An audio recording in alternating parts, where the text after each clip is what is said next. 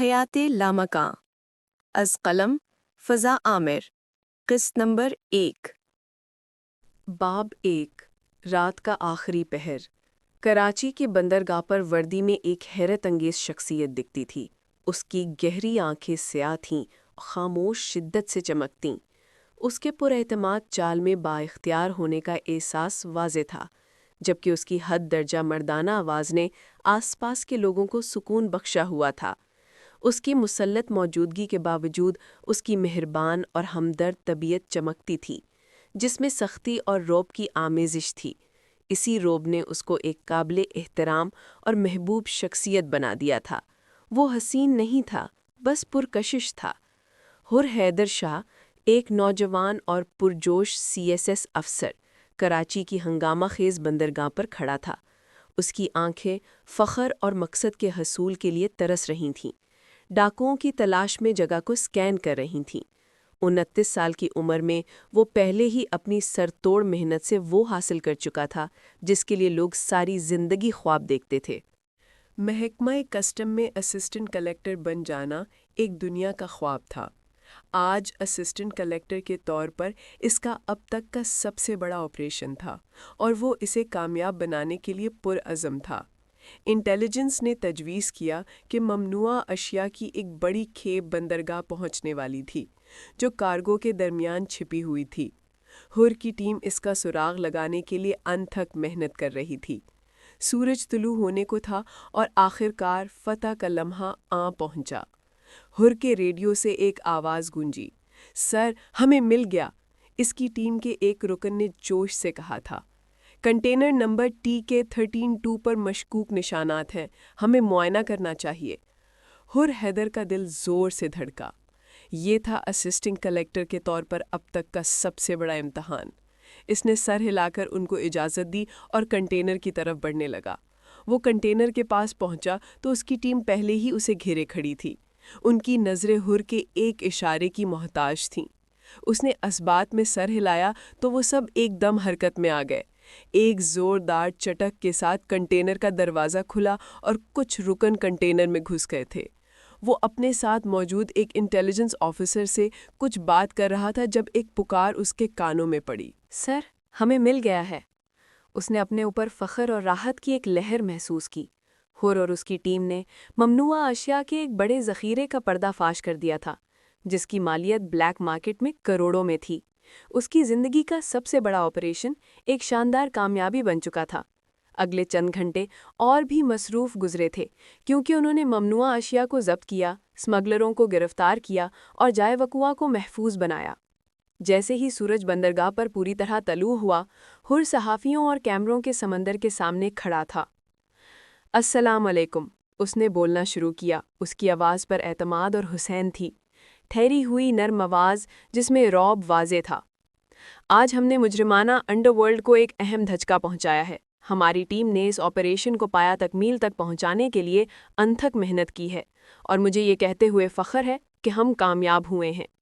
اس کی سانولی جلد دھوپ کی تپش سے سونے کی مانند دمک رہی تھی۔ کیمرے کلکس اور سوالات کی بوچھار اس پر کر دی گئی تھی۔ ہر جواب میں اس کا اعتماد اور شائستگی واضح تھی۔ جیسے ہی پریس کانفرنس اختتام کو پہنچی، حر کا چہرہ فخر اور کامیابی کے احساس سے تمتما رہا تھا۔ یہ سب اس کے سفر کا آغاز تھا، اور آگے جو کچھ تھا وہ اس سب کے لیے تیار تھا۔ 20 ستمبر کی حسین فجر جب اس سبز پرچم والے خوبصورت بنگلے پر اتری تو اس کی دوسری منزل کی ایک کھڑکی سے روشنی باہر آتی تھی۔ اندر آ کر دیکھو تو ایک بھورے بالوں والی لڑکی سر کا مسا کر رہی تھی۔ سیاہ آنکھیں سامنے آئینہ میں دکھتے عکس پر جمی ہوئی تھیں، تھوڑی سے پانی کی بوندیں ٹپک رہی تھیں۔ نوروز جعفری حسین تھی، بہت حسین۔ ٹھنڈے پانی نے ناک اور گالوں کو سرخ کر دیا تھا۔ لبوں پر مدھم سی مسکراہٹ لیے اس نے ایک نظر خود پر ڈالی۔ وہ وضو کر کے باہر آئی تو سامنے پریسا بیٹھی نماز پڑھ رہی تھی۔ ان دونوں کی عمر تقریباً برابر لگتی تھی۔ اس کے ساتھ سیاہ جائے نماز پر ایک 16-17 سالہ بچی بیٹھی تھی۔ وہ سیاہ تسبیح انگلیوں میں گھماتی اونگھ رہی تھی۔ وہ ایک درمیانے سائز کا کمرہ تھا۔ ساری دیواریں سفید تھیں، ماں سوائے ایک کے جس پر اللہ کا بڑا سا فریم لگا تھا۔ وہ دیوار ہلکی سرمئی رنگ کی تھی۔ اس فریم سے سفید روشنی نکلتی تھی۔ کمرے میں فرنیچر کے نام پر 3 ٹیبلز رکھی تھیں جن پر ان کے ہمرنگ قرآن اور تسبیحات ان کو کسی ایک شخصیت سے منسوب کرتے تھے۔ بھوری میز پر بھورا قرآن رکھا تھا اور پریسا بھوری جائے نماز پر بیٹھی اب بھوری تسبیح کے دانے گھما رہی تھی، جبکہ حالانکہ ہر چیز سیاہ تھی کیونکہ وہ سمجھوتا نہیں کرتی تھی، اور تیسری میز خود بھی سفید تھی اور اس سے منسوب ہر چیز بھی، مگر اس میز پر 2 اضافی چیزیں بھی رکھی تھی، ایک ڈائری اور ایک سفید قلم جس پر ننھے سرخ حروف سے نوروز کندہ کیا گیا تھا۔ رنگ انسان کی شخصیت کی عکاسی کرتے ہیں، اور یہ کمرہ اور اس میں رکھی اشیاء اس بات کا منہ بولتا ثبوت تھیں۔ نوروز نے سفید جائے نماز بچھوائی تھی، حالہ جا چکی تھی اور پریسا اپنی جائے نماز طے کر رہی تھی۔ نوروز نے اپنی نماز مکمل کی اور پھر اٹھ کر اپنی ٹیبل پر آ بیٹھی، اس پر رکھا قرآن اٹھایا اور اسے چوم کر سینے سے لگایا۔ اس کا دل آج معمول سے زیادہ بھاری تھا۔ اس نے نشان لگا صفحہ کھولا اور بسم اللہ پڑھ کر آیات پڑھنا شروع کی، پھر ان کے نیچے لکھے ترجمے پر بھی نظر ڈالی۔ اور آخر ہم کیوں اللہ پر بھروسہ نہ رکھیں جبکہ اس نے ہمیں ان راستوں کی ہدایت دے دی ہے جن پر ہمیں چلنا ہے، اور تم نے ہمیں جو تکلیفیں پہنچائی ہیں ان پر ہم یقیناً صبر کریں گے، اور جن لوگوں کو بھروسہ رکھنا ہو انہیں اللہ ہی پر بھروسہ رکھنا چاہیے۔ دل پہلے ہی بھاری تھا اور اب خدا نے دلاسا بھی دے دیا تھا۔ اس کی آنکھوں سے چند قطرے گالوں پر بہہ گئے۔ اس نے آستین میں آنسو بھر کر سامنے لگے اللہ کے فریم پر نظر ڈالی۔ آپ کو سب معلوم ہوتا ہے، آپ قرآن میں 1000 سال پہلے میرے آج کے دل اور دماغ کا حل کیسے لکھ سکتے ہیں؟ کوئی اتنا خوبصورت، اتنا حسین، اتنا شاندار نہیں ہو سکتا، پر خدا رب جس نے مجھے پیدا کیا ہو وہی مجھے اس طرح سے جان سکتا ہے۔ اس نے قرآن کو چوم کر بند کیا اور پھر میز پر سر رکھے رونے لگی۔ اس کو اپنا دل خدا کے سامنے ہلکا کرنے کی عادت تھی۔ آپ نے بابا جان کو کیوں چھین لیا اللہ تعالیٰ؟ میں بہت اکیلی ہو گئی ہوں، مجھے اپنی بہنوں کی حفاظت کرنی ہے، پر مجھ میں اب اتنی طاقت نہیں رہی۔ میں خود کو اور ان دونوں کو اس ظالم دنیا سے کیسے بچاؤں جو بابا کو کھا گئی؟ میں کیا کروں اللہ تعالیٰ؟ نوروز بابا جان کے بعد بہادر نہیں رہی۔ اس کی آنکھیں سیلاب بہا رہی تھیں۔ اس نے آنکھیں رگڑ کر سامنے رکھے قلم کو دیکھا، وہ اسے حسرت سے دیکھ رہا تھا۔ ڈائری بھی منت کرنے کو تھی۔ اس نے آنکھیں زور سے ملیں اور پھر مسکرا دی۔ سب ٹھیک ہے، کچھ غلط نہیں ہوگا، میں عرش جعفری کی بیٹی ہوں، میں سب کر سکتی ہوں۔ وہ خود کو دلاسا دے کر اٹھی اور اپنے کمرے کا رخ کیا۔ وہاں آ کر اس نے سر پر لپٹا سکارف کھول کر ڈریسنگ کے ساتھ لٹکا دیا۔ فون اٹھا کر وہ ایئر پیس کانوں میں لگاتی کمرے سے باہر نکل گئی۔ سورج افق سے طلوع ہو چکا تھا، ہلکی روشنی پھیل رہی تھی۔ اس نے کچن میں آ کر فون سلیب پر رکھا اور پلے لسٹ آن کی۔ ساس پین نکال کر چائے رکھی اور کچن کی کھڑکی کھول دی۔ کانوں میں نعت کی آواز گونج رہی تھی۔ اے صبا، مصطفیٰ سے کہہ دینا، غم کے مارے سلام کہتے ہیں، یاد کرتے ہیں تم کو شام و سحر، دل ہمارے سلام کہتے ہیں۔ نوروز کے دل سے تمام وسوسے نکل چکے تھے۔ دل پرسکون ہونے لگا تھا۔ چائے کو سفید مگ میں ڈال کر وہ کیبنٹ سے بسکٹ نکال رہی تھی۔ وہ ٹرے بنا کر لاؤنج میں لائی تو پریسا سامنے ہی نیوز لگا کر بیٹھی ہوئی تھی۔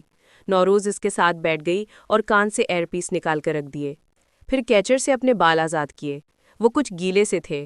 بھوری ریشم جو کمر سے کچھ نیچے تک آتی تھی ہوا سے پیچھے کوڑنے لگی۔ اس کی دل ربا سی آنکھوں میں پیار تھا۔ پری، یہ لو۔ وہ اس کو سینڈوچ پکڑا رہی تھی۔ پریسا نے اس کے ہاتھ سے سینڈوچ پکڑا، نظریں اب بھی نیوز پر تھیں۔ اب اس کی نظر اسکرین پر دکھتے شخص پر گئی۔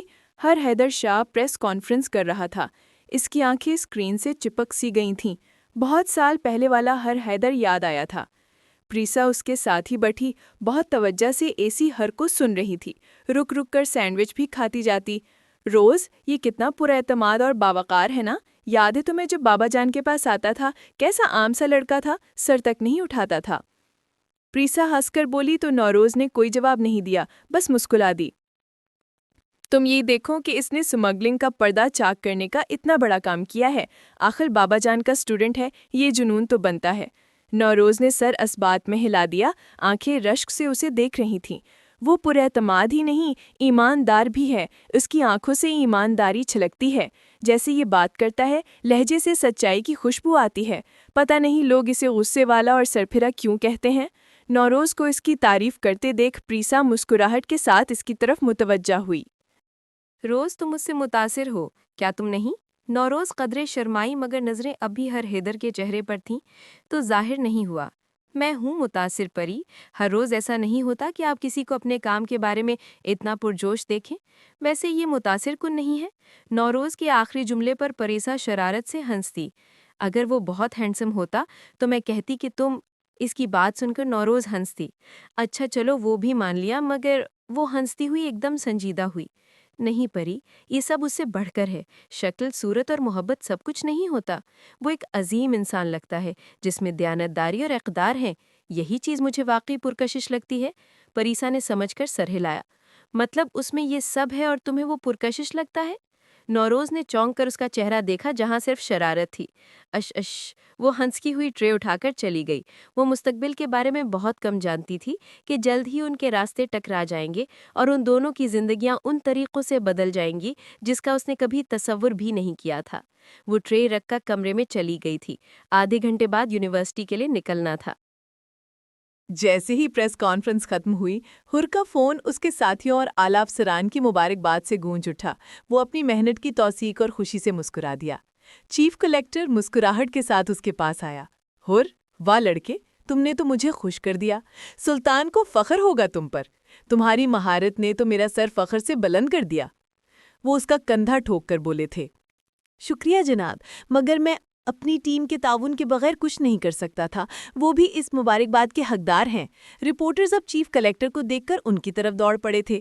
رپورٹرز کے دھکم پیل اور آگے بڑھ کر سوال پوچھنے کی جستجو میں دھکا پڑنے سے ایک چھوٹا لڑکا حر کے قریب آ کر گر پڑا۔ حر نے ایک نظر ان سب پر ڈالی تو وہ تھم گئے۔ اس نے ہاتھ دے کر اس لڑکے کو اٹھایا اور پھر رپورٹرز کو واپس جانے کے لیے ہاتھ جھلا گیا۔ وہ سب واپس مڑ گئے تھے۔ تم نے صحیح دہشت پھیلا رکھی ہے، انہوں نے حر سے مسکرا کر کہا تھا۔ ان کی حر حیدر سے بہت بے تکلفی تھی۔ دہشت کیا؟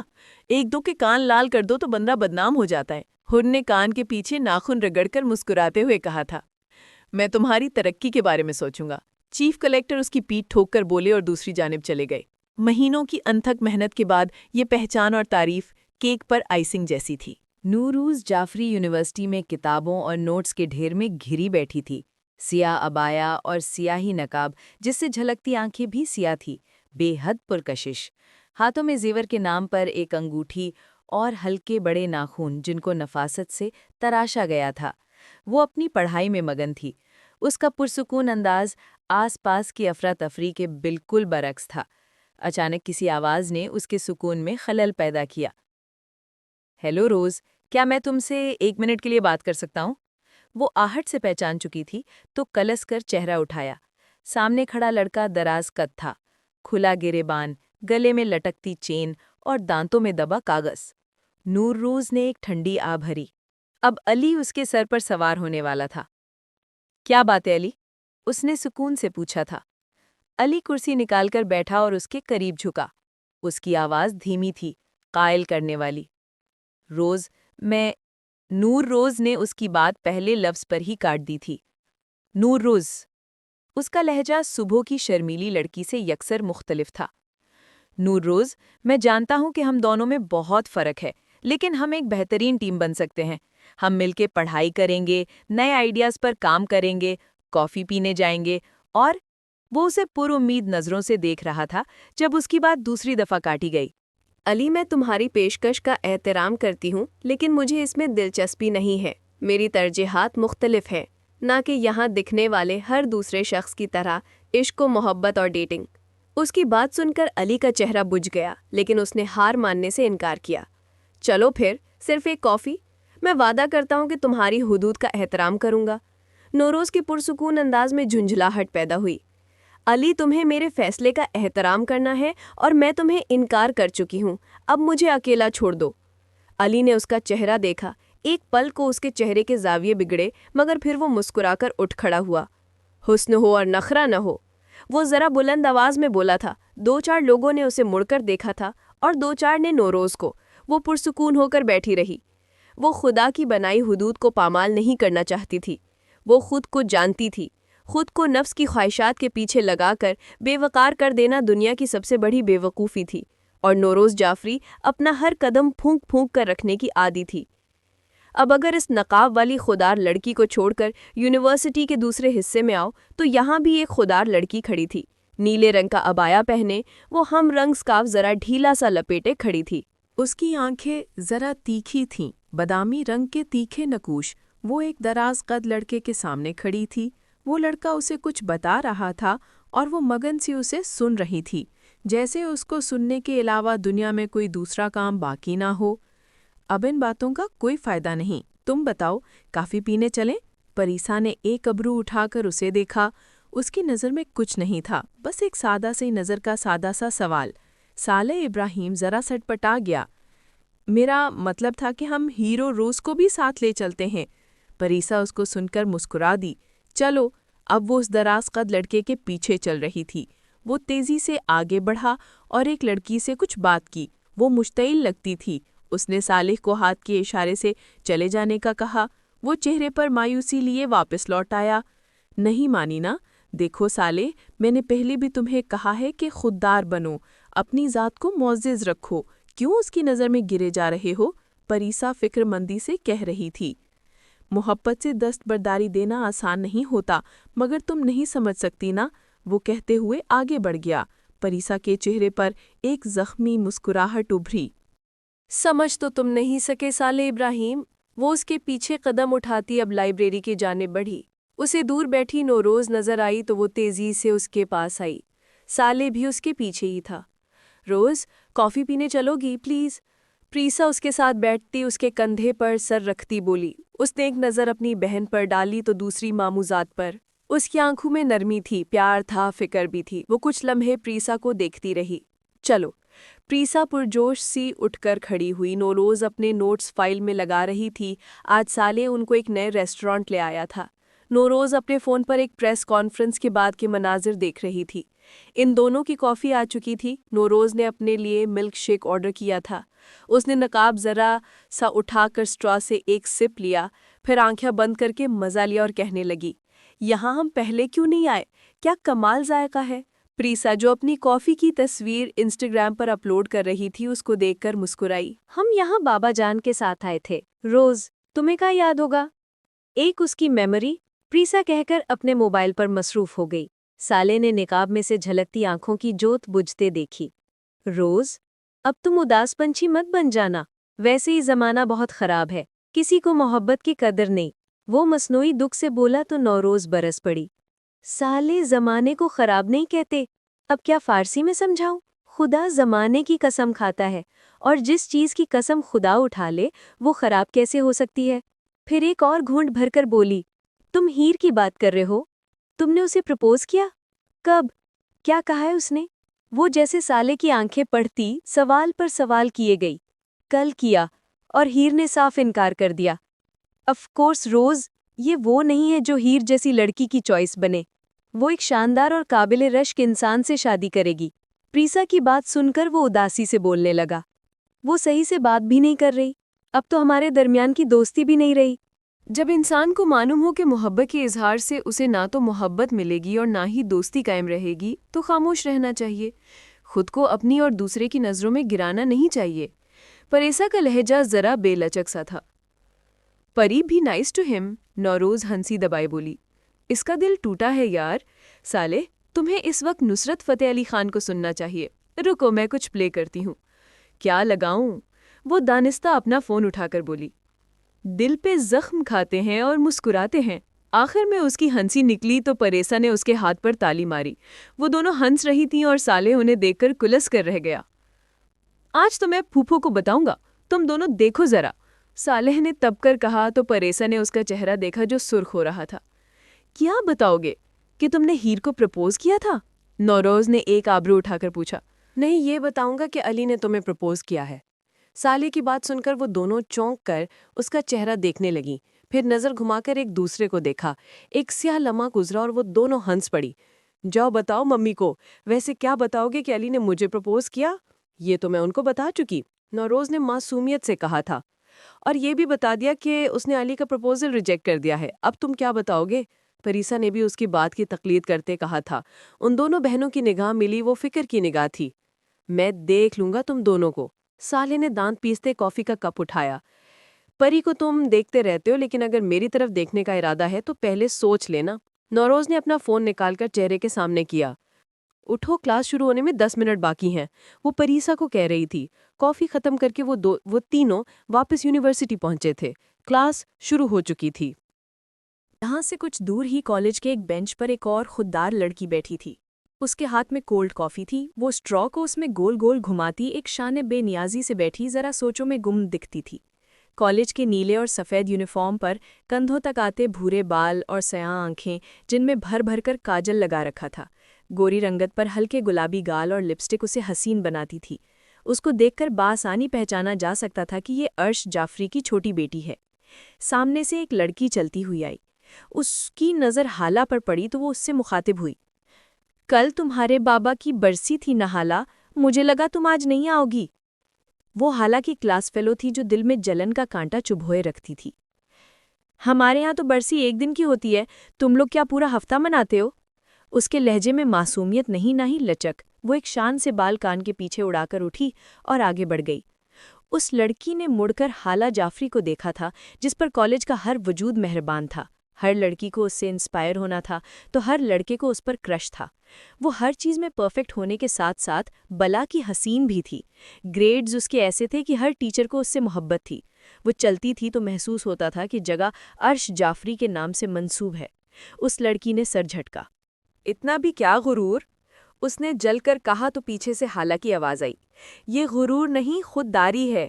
And you can also call it boundary sweetie. اس لڑکی نے زبان دانتوں تلے دبائی۔ زبان کے ساتھ ساتھ کان بھی تیز ہیں، دل میں سوچ کر وہ آگے بڑھی۔ حالہ جعفری سے کچھ چھپائے رہیں ممکن ہی نہیں۔ کلاس کے بعد پریسا ان دونوں کو چھوڑ کر ہیرات کو ڈھونڈنے لگی تھی، جب اس کی نظر دور کھڑی ہیرات پر پڑی۔ سفید شرٹ کے ساتھ گہرے نیلے رنگ کی سکرٹ پہنے وہ آنکھوں پر کالا چشمہ لگا رکھا تھا۔ سفید اونچی ہیلز اور گہری لپسٹک لگائے گردن اکڑا کر کھڑی تھی۔ سرخی مائل بال رول کر کے کندھوں پر کھلے چھوڑ رکھے تھے۔ وہ حسین تھی، بہت حسین، مگر اس کی آنکھوں میں غرور بھی تھا۔ پریسا پر نظر پڑی تو اس نے چشمہ اتارا۔ پریسا اسے اشارہ کر کے وہاں سے گاڑی کی جانب بڑھی تو وہ اس کے پیچھے آئی۔ ہیر، تم نے اس کا دل بہت بری طرح توڑ دیا، پریسا نے گاڑی کا دروازہ بند کرتے ہوئے کہا۔ وہ مجھے ایک دوست سے ذرہ بھی زیادہ نہیں پسند تھا، اور اب تو اتنا بھی نہیں۔ میں نے اس کے دل کا ٹھیکہ نہیں لے رکھا۔ ہیرات نے گاڑی سٹارٹ کی۔ وہ اچھا انسان ہے، یوں کہو کہ تم اس کی طرف دیکھنا ہی نہیں چاہتی ہو۔ پریسا نے نظر پھیری۔ پری، مجھے ایسے مرد نہیں پسند جو ہر دوسری لڑکی سے باتیں کرتے ہیں، ہنستے مذاق کرتے ہیں، لڑکیوں میں شہرت رکھتے ہیں۔ مجھے پسند ہے تھوڑے الگ مرد جو صرف ایک عورت کے بن کر رہنا جانتے ہوں، جس کی دنیا مجھ سے شروع ہو کر مجھ پر ہی مکمل ہو جائے، جو ایک لڑکی کے ساتھ رہنا چاہے اور باقی پوری دنیا کی لڑکیاں اس کے لیے بے معنی ہوں، جو مجھے اس دنیا کی واحد لڑکی سمجھ کر چاہے، یا یوں کہوں کہ جس سے مجھے محبت ہو جائے۔ ہیر، تم محبت کی بات کر رہی ہو؟ تم محبت پر یقین رکھتی ہو؟ تم نے مجھ سے کہا تھا کہ… پریسا تو اس کی بات سن کر حیران ہی رہ گئی۔ میں نے کہا تھا کہ میں یک طرفہ محبت پر یقین نہیں رکھتی۔ پری، تم جو بے وقوفی کر چکی ہو وہ میں بالکل نہیں کرنے والی۔ ہیرات آج اسے آئینہ دکھانے میں لگی تھی۔ وہ خاموش ہو گئی۔ اس موضوع پر وہ خاموش ہی ہو جایا کرتی تھی۔ کالج کی چھٹی ہوئی تو وہ اپنے بیگ کی چھوٹی زپ میں کچھ ڈھونڈ رہی تھی۔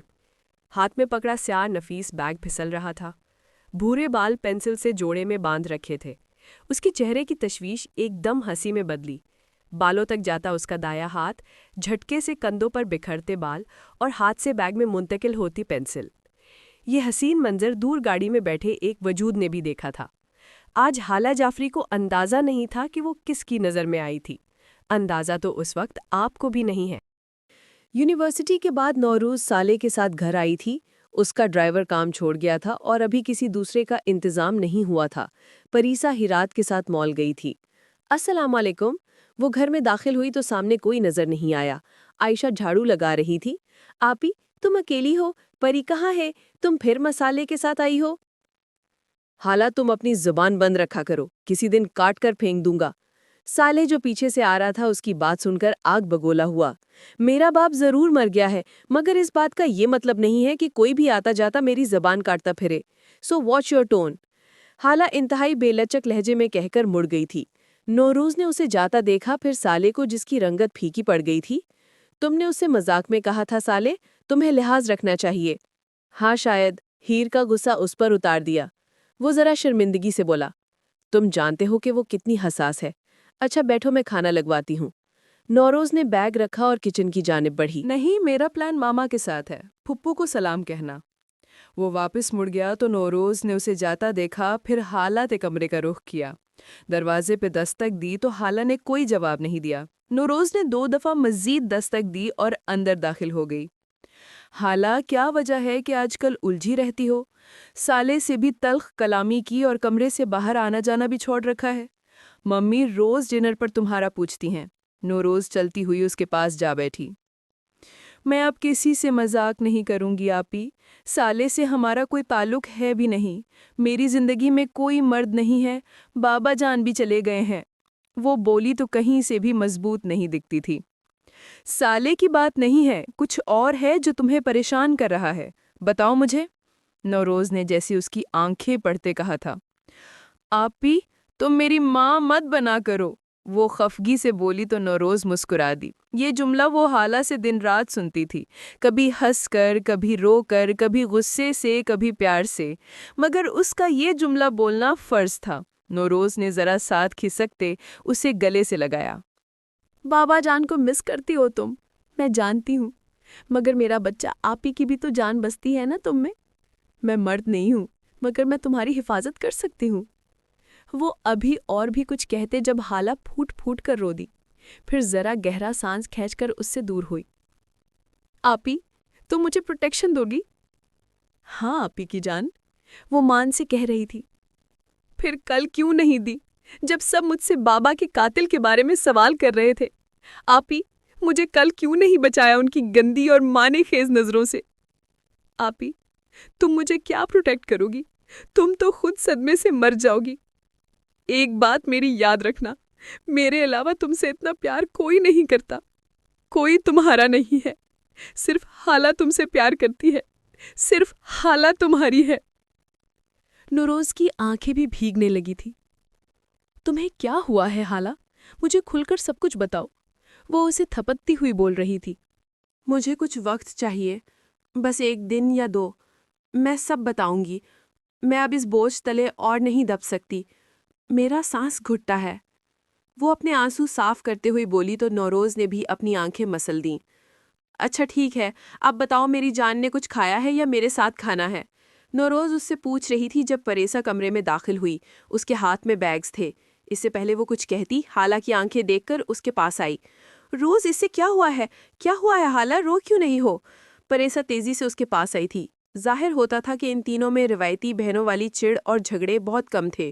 ارش جعفری کی بہترین تربیت ان تینوں میں جھلکتی تھی۔ کچھ نہیں، بس کل بابا سے متعلق ہونے والے سوال جواب سے پریشان ہے، نوروز نے اس کی جگہ جواب دیا تھا۔ حالہ، یہ کچھ وقت تک زندگی کا حصہ رہے گا، کچھ وقت تک، پھر سب ٹھیک ہو جائے گا۔ اور تم تو اسٹرانگ اور بریو گرل ہو، ایسے رو رہی ہو یار، میرا تو دل حلق میں آ گیا تھا۔ حالہ نے نظریں پھیری اور نوروز کو دیکھا۔ حالہ، ابھی دنیا کو بتانا ہے کہ ارش جعفری کا خون اتنا سستا نہیں تھا، بس ایک بار ہمیں سٹیبل ہونے دو، تم دیکھنا ایک ایک کو خون کے آنسو رلاؤں گی۔ نوروز کے لہجے میں یکدم سرد پن در آیا تھا۔ آپی، تم لوگ سٹیبل ہونے کا انتظار کرو اور دشمن اس سے پہلے ہی ہمیں مار گرائے گا۔ جو کرنا ہے ابھی کرو ورنہ دیر ہو جائے گی۔ وہ اٹھ کر نوروز کے بالکل سامنے کھڑی تھی۔ نوروز نے اس کی آنکھوں میں کچھ دیکھا تھا، مگر وہ سمجھ نہیں پا رہی تھی کہ وہ خوف ہے، جنون ہے، انتقام ہے، درد ہے یا اجل، کیونکہ نوروز جعفری کو چہرے پڑھنے نہیں آتے تھے۔ اس نے ان دونوں کو تازہ دم ہونے کا بولا اور کچن کی طرف قدم بڑھا دیے۔ کیا پکائے بھائی، خوشبو تو پلاؤ کی آ رہی ہے۔ نوروز کچن میں داخل ہوئی اور عائشہ سے پوچھتے خود کی ڈھکن اٹھا لیا۔ سامنے حقیقتاً پلاؤ تھا۔ اس کے چہرے کی بجھی جوت واپس لوٹ آئی۔ زبردست، وہ اپنی کرسی کھینچ کر بیٹھ گئی۔ عائشہ نے کھانا لگا دیا تھا۔ حالہ اور پھر پریسا بھی اس کے قریب آ بیٹھی۔ سالے چھوڑ کر گیا ہے تمہیں؟ میں نے کال کی تھی تو کچھ تپا ہوا لگ رہا تھا، پریسا نے اپنی پلیٹ میں چاول نکالتے کہا۔ یار وہ پہلے ہی فرسٹریٹڈ تھا اور حالہ نے اسے مسالہ بول دیا، وہ تب کر اسے ڈانٹنے لگا اور پھر حالہ نے بھی تو بس وہ تب کر چلا گیا۔ نوروز نے اسے اپنی پلیٹ سے آخری لقمہ لیتے بتایا۔ کھانے کی رفتار بتاتی تھی کہ نوروز کو پلاؤ بہت پسند تھا۔ اس سے پہلے کہ پریسا کچھ بولتی، حالہ نے پانی کا گھونٹ بھرتے کہنا شروع کیا۔ پری، میں جانتی ہوں تمہیں برا لگا ہوگا میرا سالے بھیا کے ساتھ مذاق کرنا، یا چلو تم بدتمیزی ہی کہہ لو، مگر حالہ بے نیازی سے بول رہی تھی جب پریسا نے اس کی بات کاٹی۔ حالہ، میں اس سے جتنی مرضی محبت کروں، میں یہ بات اچھے سے جانتی ہوں کہ وہ کتنا بڑا اوور ایکٹر اور غصے پر قابو نہ رکھنے والا انسان ہے۔ تم نے جو کیا صحیح کیا، ہم ایک خون ہے یار، مجھے تم اس ڈفر سے زیادہ عزیز ہو، پریسا نے بہت پیار سے کہا تھا۔ ویسے پریسا، ہمارا خون بھی مختلف ہے، آپ بھی اور میرا ایک سا ہو سکتا ہے، دیکھو ہماری آنکھیں ملتی ہیں، بال بھی۔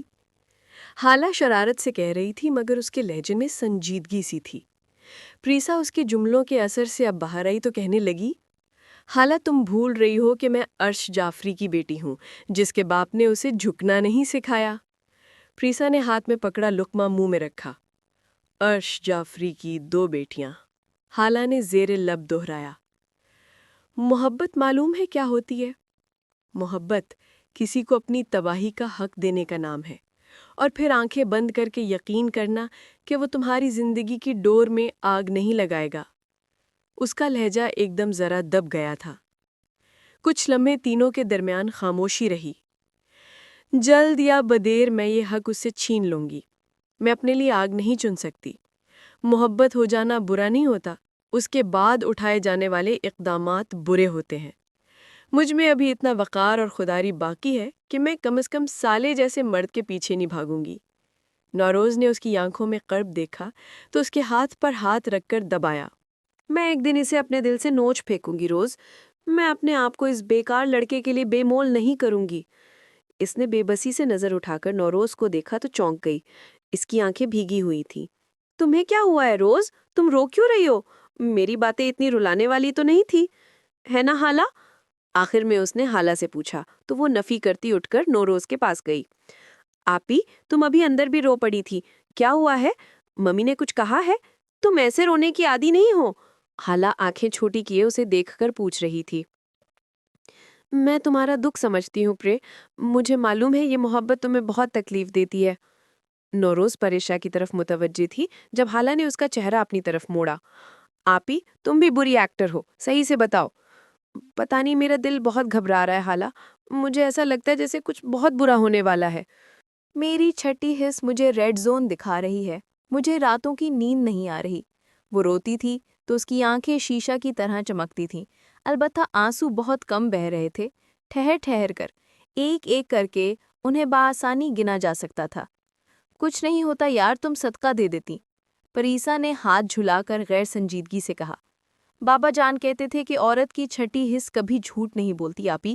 تم، حالانکہ بات ابھی ادھوری ہی تھی جب وہ بھاگ کر اپنے کمرے کی جانب بڑھ گئی۔ نیند تو مجھے بھی نہیں آتی آپی۔ ان دونوں نے ایک آہ بھری اور پھر اپنی اپنی پلیٹ کی طرف متوجہ ہو گئی۔ وہ جانتی تھیں کہ وہ اپنے دل کا بوجھ اتار کر گئی ہے، کچھ وقت اکیلے میں گزارے گی اور پھر پریسا اسے کچھ میٹھا کھلا کر راضی کر لے گی۔ اگر تو علی اس وقت نوروز کو ایسے دیکھ لے تو اس کی آنکھیں باہر آ نکلیں۔ جس لڑکی نے اسے انگلیوں پہ نچا رکھا تھا اور جس کے سامنے وہ بات کرنے سے پہلے کوئی 10 صفحہ سوچتا تھا، وہ اصل میں ایسی ہے۔ حالہ کھانے کی پلیٹ میں چمچ چلاتی گہری سوچ میں ڈوبی تھی۔ ہیرات پریسا کو چھوڑ کر گھر جا رہی تھی جب اس کی گاڑی پنکچر ہو گئی۔ وہ ایک سنسان روڈ پر موجود تھی۔ اس نے باہر نکل کر دیکھا، پھر ایک کال ملائی۔ کال پک نہیں ہوئی۔ اس نے پھر کال ملائی اور پھر جواب ندارد۔ وہ آخرکار گاڑی سے ٹیک لگا کر کھڑی ہو گئی۔ اس نے ایک اور نمبر ڈائل کیا اور خوش قسمتی سے تیسری بیل پر کال پک ہوئی۔ کیا مجھے مسٹر یاریکلی سومرو سے بات کرنے کا شرف حاصل ہو سکتا ہے؟ وہ شرارت سے مسکرا رہی تھی۔ جی ہیرات صاحب، فرمائیں کیا ضرورت پڑی اس ناچیز کی آپ کو؟ دوسری طرف بھی اسی کا سا انداز اپنایا گیا تھا۔ میری گاڑی پنکچر ہو گئی ہے۔ یہ علاقہ اتنا سنسان ہے کہ آس پاس کوئی نہیں دکھ رہا، اور طیب بابا بھی کال نہیں پک کر رہے۔ وہ لاچاری سے اسے منانے کی کوشش کر رہی تھی۔ آگے؟ آگے کیا؟ لینے آ جاؤ نا۔ وہ اپنی بات مکمل کرتی مگر پہلے ہی کسی نے اس کے کندھے پر ہاتھ رکھا۔ وہ کرنٹ کھا کر پلٹی تھی۔ کون ہو تم؟ وہ سخت لہجے میں بولی تھی۔ سامنے کھڑا لڑکا مدد کی آفر کر رہا تھا۔ اس کی آواز بھی ہیرات کے کان میں لگے آلے کی مدد سے دوسری جانب منتقل ہو رہی تھی، اور سننے والے کے اعصاب تن چکے تھے۔ وہ 30-32 سالہ وجیہہ مرد ایک دم اٹھا اور اس پرتعیش کمرے سے باہر نکلا۔ فون ہنوز کان تے لگا رکھا تھا، آنکھیں سکڑ رہی تھیں اور کچھ دیر پہلے والی نرمی کہیں نہیں تھی۔ دفع ہو جاؤ یہاں سے، اس سے پہلے کہ میں تمہارا چہرہ بگاڑ دوں۔ وہ ایک اور دفعہ غرائی تھی۔ سامنے والے کا کہا بھی دوسری جانب منتقل ہوا تھا۔ فون کان سے لگائے اس کی گاڑی سگنل توڑتی تیز رفتاری سے آگے بڑھ رہی تھی۔ ان 2 انچ کی نازک کلائیوں سے میرا چہرہ بگڑے گا، وہ لڑکا ہنستے ہوئے بولا تھا۔ ایک لمحے کی بات تھی، پھر اس کی درد سے کرانے کی آواز آلے کی دوسری جانب منتقل ہوئی تو یارک کے لبوں پر اطمینان بھری مسکراہٹ ابھری۔ تنے اعصاب ذرا ڈھیلے پڑے تھے، گاڑی اب بھی تیزی سے آگے بڑھ رہی تھی۔ یہاں منظر کچھ یوں تھا کہ جس ہاتھ سے اس نے ہیراد کی کلائی پکڑی تھی وہ ہیراد نے موڑ کر اس کی کمر پر لگا رکھا تھا اور مکہ پڑنے سے اس لڑکے کی ناک سے خون بہتا تھا۔ تمہاری اتنی اوقات ہے کہ تم مجھے ہاتھ لگاؤ، مجھے، ہیراد علی کو؟ اس نے ایک جھٹکے سے لڑکے کو دھکیل کر چھوڑا۔ اس لڑکے نے ایک نظر پلٹ کر ہیراد کو دیکھا، پھر ایک سیٹی بجائی۔ وہ کسی کو اس طرف بلا رہا تھا۔ ہیراد کو گاڑی کی وجہ سے نظر نہیں آیا۔ وہ گھوم کر دوسری طرف گئی اور پھر اس نے لڑکوں کے ایک ہجوم کو سڑک عبور کرتے دیکھا۔ اس کے منہ سے بس ایک ہی لفظ نکلا، شٹ۔ پھر اس نے تیزی سے گاڑی کا دروازہ کھولا اور بیٹھتے ہی گاڑی لاک کر لی۔ وہ پیسنجر سیٹ کی طرف کھڑے لڑکے کو دیکھ سکتی تھی۔ وہ تن سے اپنی ناک سے نکلتا خون پونچھتا ہنس رہا تھا۔ خونخوار دستک پر اس نے ایک نظر اپنی طرف کے شیشے پر ڈالی۔ وہاں موجود لڑکے دروازے کو زور سے پیٹ رہے تھے۔ اس نے آنکھیں بند کیں اور سر سیٹ سے ٹیک دیا۔ آس پاس کی تمام آوازوں کو اگنور کرتے اس نے صرف ایک آواز پر فوکس کیا جو اس کے ایئر پیس سے نکل کر اس تک پہنچ رہی تھی، گاڑی چلانے والے کا تیز تنفس۔ وہ جانتی تھی کہ کچھ لمحوں میں ہی یارک اس کے پاس ہوگا۔ ایک دم اسے گاڑی کی بریکوں کی چرچراہٹ سنائی دی تو اس نے آنکھیں کھول دیں۔ سامنے موجود سیاہ پوش سے وہ اتر رہا تھا۔ اس کے ماتھے کی کچھ رگیں ابھری ہوئی تھیں، آنکھیں سرخی مائل دیکھتی تھیں۔ اس نے اترتے ہی اپنے کوٹ میں سے گن نکالی۔ لڑکوں کے دروازہ بجاتے ہاتھ اس کی گاڑی دیکھ کر رک گئے تھے۔ یارک نے اپنے کمر کی طرف سے دوسری گن نکالی۔ ہیراد اسے دیکھتی پلکیں جھپکانا بھول چکی تھی۔ وہ اسے یک ٹک دیکھے گئی۔ وہ ہیراد کی گاڑی کے قریب آ رہا تھا۔ اس نے گاڑی کا دروازہ کھولنا چاہا تو وہ لاک تھا۔ پھر اس نے ہیراد کو دیکھتے 2 انگلیاں اٹھائیں اور ان کی پشت سے کھڑکی کے شیشے پر دستک دی۔ وہ ہوش کی دنیا میں واپس آئی تو اس نے لاک کھولا، نظر گھما کے ادھر ادھر دیکھا۔ وہاں صرف وہ دونوں تھے۔ وہ محتاط سی نیچے اتری، پھر نظر اٹھا کے اسے دیکھا۔ وہ مسکرا رہا تھا۔ بھوری آنکھوں میں صرف محبت تھی، خلوص اور فکر۔ ہیراد زور سے اس کے سینے سے لگ گئی۔ اسے رونا کیوں آیا تھا وہ خود بھی نہیں جانتی تھی، مگر وہ رو پڑی۔ پھوٹ پھوٹ کر روتے ہوئے اس نے یارک کی گرفت خود پر محسوس کی۔ یارک نے اس کا سر چوما، پھر کہنے لگا، سب ٹھیک ہے ہیر، اب تم بس اپنا مسکارا میری شرٹ پر لگا رہی ہو۔ وہ ایسی سنجیدگی سے کہہ رہا تھا کہ اعلیٰ امان۔ ہیراد نے خفگی سے سر اٹھا کر اسے دیکھا۔ میں ابھی ڈری ہوئی ہوں، ابھی تو ایسا مت کریں۔ میری ہیر نے ڈرنا کب سیکھ لیا؟ میں نے تو بہت بہادر بنایا ہے تمہیں۔ وہ مجھے نقصان بھی پہنچا سکتے تھے، دیکھا نہیں کتنے سارے تھے، اگر شیشہ توڑ دیتے تو؟ وہ خفگی سے اسے دیکھ رہی تھی۔ میری بہن کو کوئی ہاتھ تو لگاتا، اس کی لاش کو کتے نوچتے، قبر تک نصیب نہ ہوتی، وہ حشر کرتا میں۔ اس کی بھوری آنکھیں ہیراد پر جمی ہوئی تھیں۔ وہ بہت وجیہہ تھا، گوری رنگت کے تیکھے نکوش، سٹائلش داڑھی اور ہلکی مونچھیں، گہرے بھورے رنگ کا پینٹ کوٹ پہنے وہ کسی کو بھی اپنا دیوانہ بنانے کا ہنر رکھتا تھا، اور اس کے پرفیوم کی محصور کن بو تو اچھے اچھوں کے ہوش ٹھکانے لگا دیتی تھی۔ اس کے ہر انداز سے امارات جھلک رہی تھی۔ ہیراد اب ہلکا محسوس کر رہی تھی تو اس سے الگ ہوئی۔ بھیا، اب مجھے بھوک لگ رہی ہے۔ میرا اتنا خون چوس کر پیٹ نہیں بھرا ابھی؟ یارک اسی لیے گاڑی کی طرف بڑھا تھا۔ منال لے کر جائیں گے آپ مجھے؟ اس منہ پر تو بالکل بھی نہیں۔ اسے جیسے ہری جھنڈی دکھائی۔ اچھا آپ گاڑی سٹارٹ کریں، میں میک اپ کر لیتی ہوں۔ وہ ہنسی دبائے سنجیدگی سے بولی تو یارک ہنس دیا۔ ہیر، ایسے رویا مت کرو، میری جان نکل جاتی ہے۔ میرے رونے سے آپ کی جان کیوں نکلتی ہے؟ وہ واقعی جاننا چاہتی تھی۔ مجھے تم سے اتنا پیار ہے جتنا ایک باپ کو اپنی منتوں سے مانگی بیٹی سے ہوتا ہے۔ بے شک میں نے تمہیں اسٹرانگ بنایا ہے، مگر میں پھر بھی ڈرتا ہوں ہیر۔ تمہارے معاملات میں یارک علی ڈر جاتا ہے۔ بس کریں ابا حضور، رلائیں گے کیا؟ وہ ایسے بولی تھی کہ یارک کی ساری کلفت دور ہو گئی۔ وہ پورے دل سے ہنسا تھا۔ یارک ایک بزنس ٹرپ کے بعد کل رات کو ہی پاکستان واپس آیا تھا۔ یہ 1 ہفتہ ہیراد نے کڑی نگرانی میں گزارا تھا۔ گھر پر اکیلے ہونے کی وجہ سے اسے 7 گرل گارڈز رکھ کر دی گئی تھیں، جن سے وہ بہت تنگ آ چکی تھی۔ آج ان سے چھٹکارا حاصل کرنے کی خوشی کو ان لڑکوں نے تباہ کر دیا تھا۔ آپ رات کو کب آئے؟ میں انتظار کر کر کے سو گئی تھی۔ 1 بجے آیا تھا۔ انتظار والا منہ ہے تمہارا؟ مجھے بتایا تھا طیب بابا نے کہ تم 10 بجے ہی سو گئی تھی۔ وہ اس کی بات سن کر زور سے ہنسی، چوری پکڑی گئی تھی۔